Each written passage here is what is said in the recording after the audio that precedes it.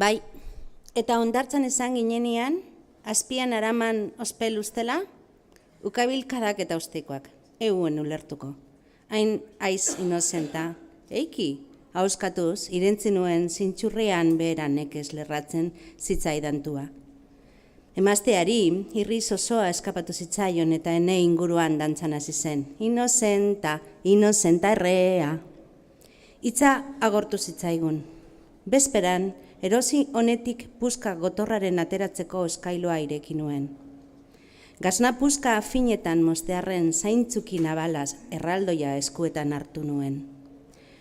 Nabala aurrean ikusi ninduela, izuaren izuaz bezala, mairozen urratz bat atzera egin nuen.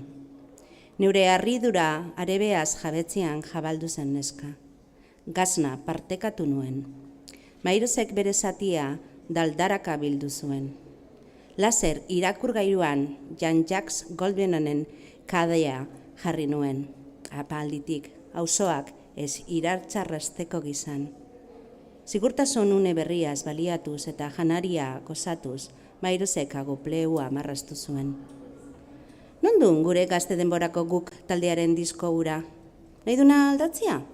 Bikikatartean gustatzen zaidan Graver Lecors, Justa Seigner, Clover Lesports, Saint-Ponier, Vive de Son at Robelier, Prier Leson et Tank Marchen, borobil etengabean entzutea, orditze jareño.